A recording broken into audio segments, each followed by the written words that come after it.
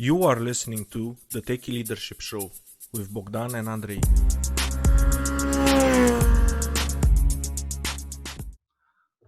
Well, hello there, and welcome to another episode of the Techie Leadership Show.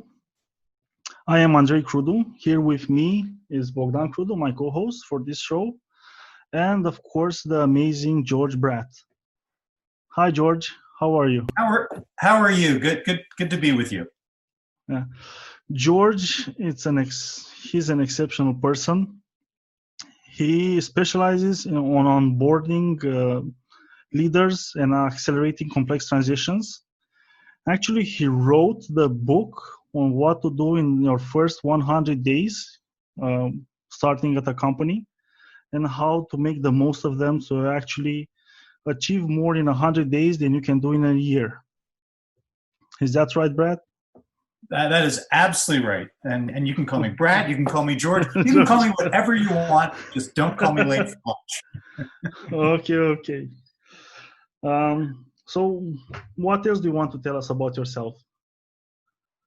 Well, I guess the summary would be I spent 2 decades in sales and marketing and general management, literally around the world. The highlights were Lever Brothers, sales, marketing at Procter & Gamble and Coca Cola, and then general management at Coca Cola, including deputy president and region manager for China. And then at J.D. Power and Associates, we did a spinoff called the Power Information Network, and I was its chief executive. When I was done with that, I started Prime Genesis Executive Onboarding in 2003 because I was disturbed at the 40% of new leaders that get fired, forced out, or quit in their first 18 months. So since then, I and my 11 partners have reduced that rate of failure from 40% down to below 10% by doing exactly what you said. We help those new leaders and their teams get done in 100 days what normally takes 6 to 12 months. Better results faster, and it works. Well, George, I could have used your help in my last position. I was that leader who was left high and dry, as you might say it. We get that a lot. We get that. We hear that a lot, and that's why we're so focused on this. Yeah. But it was a great learning experience. I learned a lot from it. It was hard on the soul, but I learned a lot. But it's great that with all your experience, you probably have some amazing stories. And it's been probably really hard to choose just 2 of them, but I'm sure they're going to be great. So without further ado, what would be like the biggest leadership success story that you can share with us? One of my heroes is a guy named Charlie Szymanski. Okay. And Charlie tells the story of people in a restaurant who hear the sound of a significant car accident. And as he describes it, many will go to the window to see what happened. Yes. Some will go to the curb to get a closer look and see what happens next. And then there's a small number of people that will rush to the accident to be what happens next. They want to help out however they can to the best of their abilities. Charlie, when I met him, was coming in to be the head of the Red Cross of Northern United States, head of their disaster response. And Charlie says the Red Cross's disaster response all around the world represent, and this is his quote, represent that segment of society that is willing to roll up its sleeves to help someone that they've never met before. They're the ones that provide relief to victims of accidents and disasters. And as Charlie says, these people want to be the best part of people's worst day. And I was with Charlie at his very first leadership conference with 225 Red Cross responding directors. And he was amazing. He was everywhere. He was up on stage. He was hugging people. It was 3 days. He was everywhere. And so then I I interviewed him for Forbes, and I said, so I was there, and I saw people's expression change. It clearly wasn't about you, it was about them, but what were you thinking? And Charlie said, well, when I go into a meeting like that, I don't think about what I'm going to say. Okay, so much for preparing in advance. I don't think about what they're going to hear. So much for putting yourself in your audience shoes. He said, I think about how I want them to feel. And in this case, I wanted these people to feel that they were at the core of what we do, that our success is on their shoulders. I wanted them to feel proud. And a great leader that focuses on making the people he or she or they are leading feel proud can't go wrong. So I love that story. Yeah, that's a really powerful story. And especially like, I myself felt like the need to prepare for situations and what I'm going to say, how I'm going to approach it. And probably he has like, with enough experience, you can do that. Or is it just, what's your point of view? Do you need like to have like a bank of experience to draw from, to be able to just be placed in a situation to tackle it? Or is there a way to shortcut it? No, there are no shortcuts. There was a movie called Shine, and it was about a guy helping a person learn to play the piano and helping a great concert pianist. And in the midst of it, there's a line where the teacher tells the student, you have to learn the notes. You have to know them backwards and forwards. And then once you learn the notes, forget the notes and play the music. So Charlie had spent 25 years doing disaster response, helping people, working his way up the ladder. He learned all the notes. He had done all the preparation. And only once he'd done that was he able to forget the notes and focus on helping people, making people feel proud.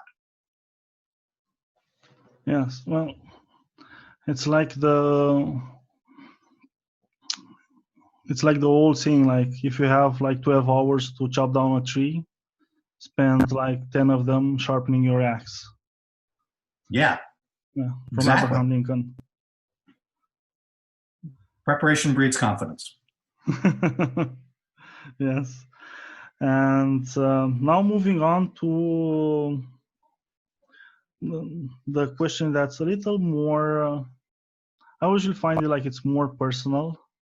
It's harder to actually share failure stories, but those are, at least I personally found, are the best one to learn a lot from them.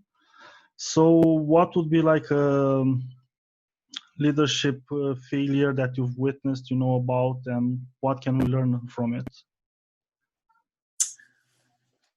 We were working with a new chief marketing officer for a company, and I'd done a lot of work with the company. I knew the company, and when they asked us to help, I said, I've got to meet with the CEO because you don't have a chief marketing officer. I need to know what the CEO is thinking.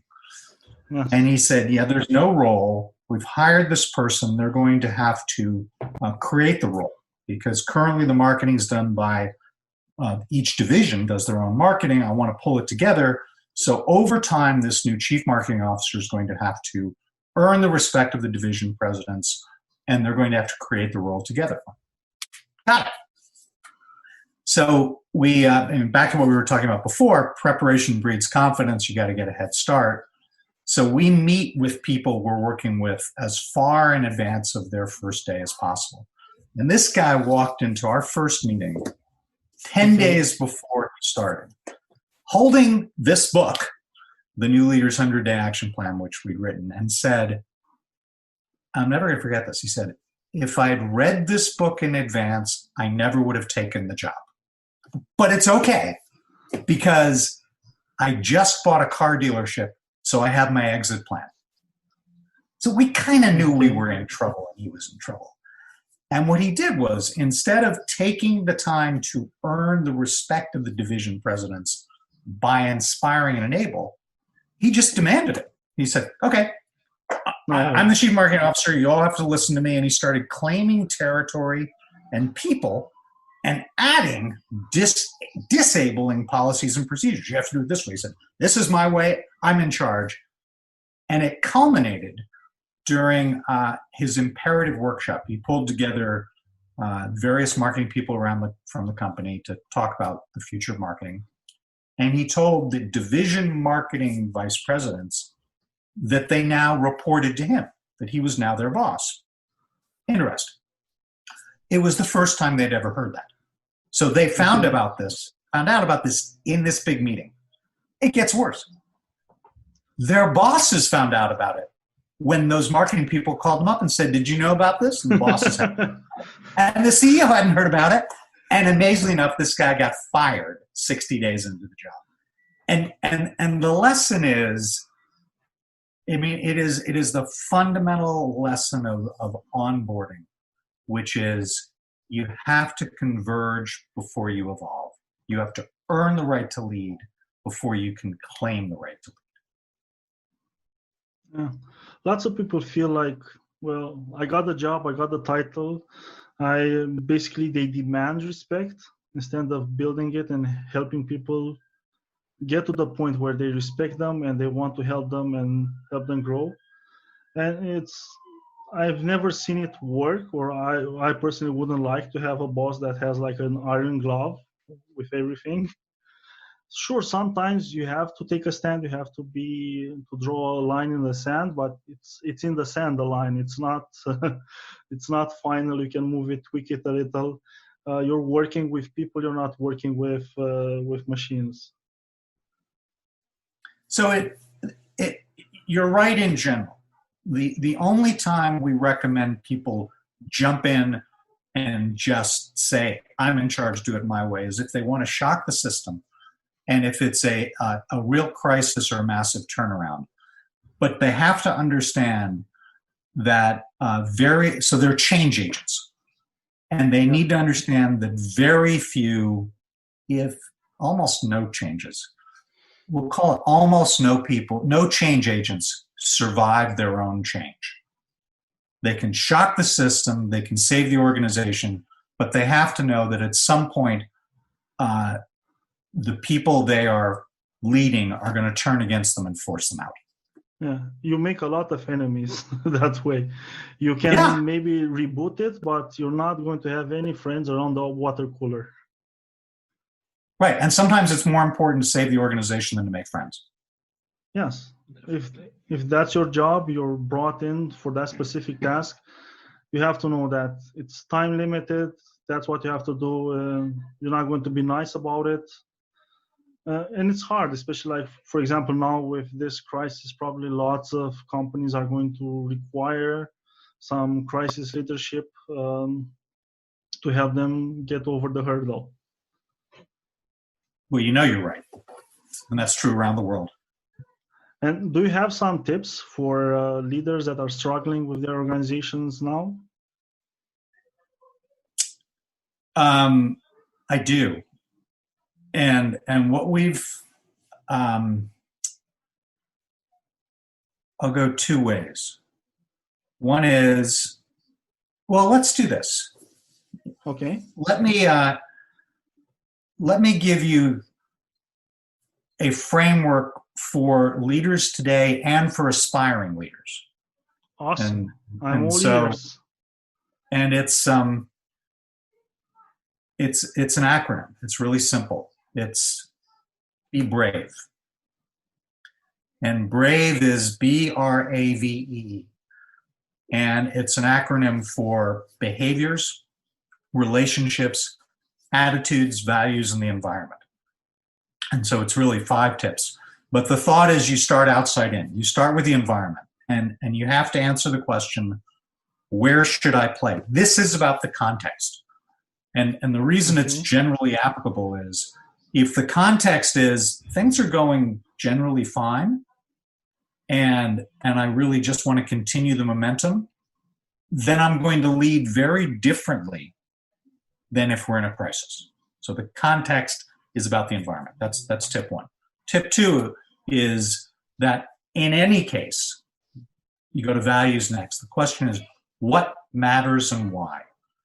What's our purpose? And I think there are three goods. I think happiness is good, and I think it's a combination. I think everybody has this combination of doing good for others, doing things they're good at, and doing good for me.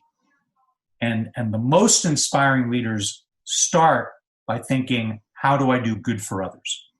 So whether it's a crisis or ongoing situation, if what matters and why is how I can help the organization make an impact on others. Charlie Szymanski, their mission is to help victims of disasters. They're totally other focused. Some unnamed investment bankers I know may be thinking about how they can make more money out of the crisis. What's good for me? A different philosophy, but so just understand the context, the environment, understand the values, what matters and why, ideally be other focused. The third piece is attitude. And the question there is how to win. This is about choices. And back to the conversation we were having, if it's a crisis, you're going to choose to be a change agent. You're going to choose to I may not make friends, but I'm going to save the organization, and we're going to move on. And then relationships are about how to connect, because the only thing any leader can do all by themselves is fail.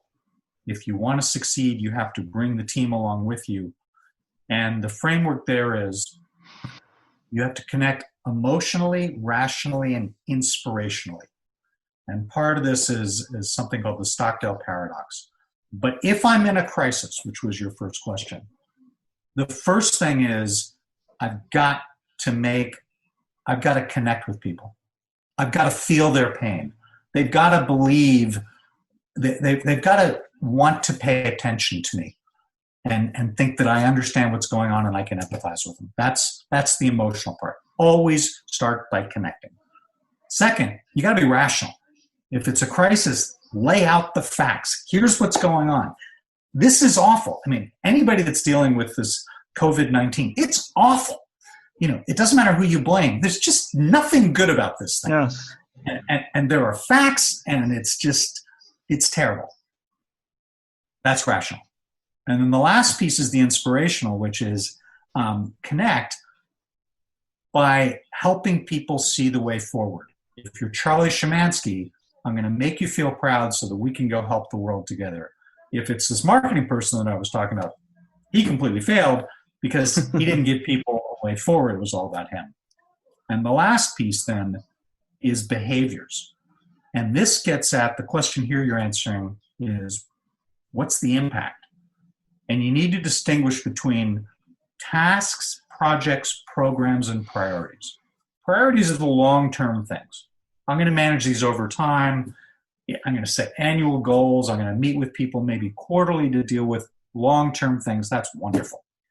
Programs are shorter term, and they're the things that are going to have big impact, and I'm going to manage those maybe monthly. Projects are the subcomponents of a program, and they're closer to the coalface, and I want to manage those weekly. And tasks are the things that people do every day. Those have to get managed daily, on a regular basis, even more frequently on a crisis. So figure out your level of leadership and figure out if you're a frontline leader managing the tasks, a second line leader managing projects, a bigger leader managing programs, or a bigger leader managing priorities, and do that. So these are tips for aspiring leaders, and they apply to both crisis leadership and regular leadership. Not sure that was the answer you're looking for, but get over it. Yeah. And do you feel like it's better just to manage behaviors, talk with each person that's reports to you, and establish like which are their daily, weekly behaviors or monthly behaviors they have to do, and review them? And in my opinion, I think it would be better if you just focus, did they do the behaviors or not, and not try to reprimand them based on the results they got while doing their behavior, because it's always a learning process. They can be improved on that, but if a person refuses to do the behaviors, then they're not likely working with you or want to collaborate and take it forward. So there, I would argue you're going to manage people differently at different levels. If I'm a frontline supervisor, yes, I may give more direction. I may tell people what to do. So and be more hands-on. tell them what to do. Of course, if I'm telling you what to do, the best I can ever hope for is compliance. Yes. If I'm trying to build a team, I might try to persuade you to do something my way. I might test some ideas, or I might throw out an idea and ask you to help me think about it and let you contribute. Because if you contribute to the ideas, then you're going to want to contribute to the job. You're not going to do just what I tell you to do. You're going to be thinking. If I'm Charlie Szymanski, I can't be there. I can't be there at every disaster. I can't tell people what to do. I can't manage their behaviors. I've got to get them to commit to the cause, and we've got to co-create what we're doing together. And because I want commitment. So 3 levels of engagement. One level is compliance, which works in some cases. Just get this done. Second level is contribution. And then the third level would be commitment. And in every case, if we get down to the behaviors, I learned this from a guy named Michael Brown, you want to follow the ABCs of behaviors, which is antecedent, behavior, consequence. Let me give you an example. And I know this is going to be an audio. We'll do it audio. Imagine, if you would, I ask you to shake my hand. Would you shake my hand? Yeah, for sure. Shake my hand. Hold on. Digital handshake here. Visual handshake. Thank you. I really enjoyed that. Actually, can we do it one more time? Yeah. Go ahead. Okay. So, why did you shake my hand the first time? I shook it because you reached out and it just felt natural to do it. I don't know. It wasn't natural. It was not natural. If we'd just been sitting here, you would not have put your hand up and just randomly shook my hand. I reached out and I asked you to. I invited you to. That was the antecedent. I prompted the behavior. So my expecting you to do something without my inviting it, it's not going to work. I can't sit there and say, why didn't you do this? If I want you to do something, I should tell you. And what was the consequence? Exactly. And what was the consequence of shaking hands the first time? What did I say? I said, thank you. And I made you feel good. Oh, yeah. And so when I asked you to do it again, you were happy to do it. If we'd been in the same room and I'd shaken your hand, and when I had your hand, taken my other hand and punched you in the face. Oh, no. If I then asked you to do it again, unless you're really weird, you likely would not have. Well, I like to think myself a quick learner, so it would have been like one of those instant learning experiences. Yeah. Exactly. And the point is, it is terrifying. It is, and think about it. How many managers ask somebody to do something and then punch them in the face for doing what they asked them to do, and are surprised when they don't do it again? Hey, yeah. I mean, hey, can you stay late and do this report for me? Fantastic, great. You know what? That was a really good job. Can you stay late again tomorrow night, and the next night, and the next night? You're punching them in the face. You're punishing them for doing extra effort. So antecedents, behaviors, consequences, make sure you are rewarding the positive behavior and punishing the negative behavior. And even worse, when you ask them to stay late and do some work, and next day you criticize the work that they did. Exactly. That's another way of punching somebody in the face. That's just ridiculous. Yeah. So actually, it's a perfect segue to my next question. So what's your leadership philosophy? So big meta. Yeah, I think Leadership is about inspiring and enabling others to do their absolute best together to realize a meaningful and rewarding shared purpose. Let's unpack that. Yes. It starts with the purpose. It starts with, you start at the end. What are we trying to do? And if it's meaningful, back to the three goods, meaningful means it's good for others. Meaningful and rewarding. Rewarding means it's good for me. So it's got to be good for others and good for me. That's a meaningful and rewarding shared purpose. Inspire and enable others to do their absolute best. Doing their absolute best is doing what they're good at. And then doing that together is because teams beat individuals. And it starts with inspiring and enabling. So the best leaders, one, bring out the best in individuals.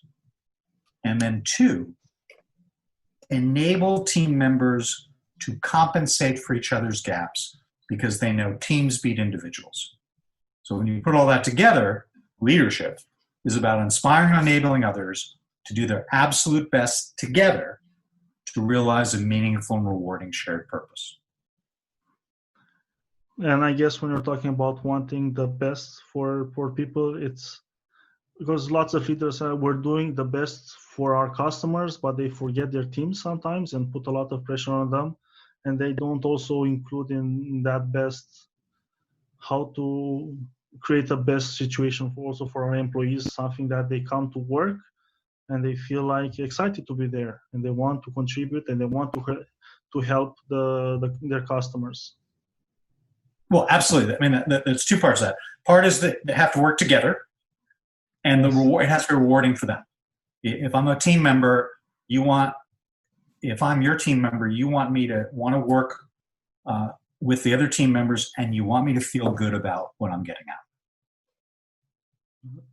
Yeah, that's for sure.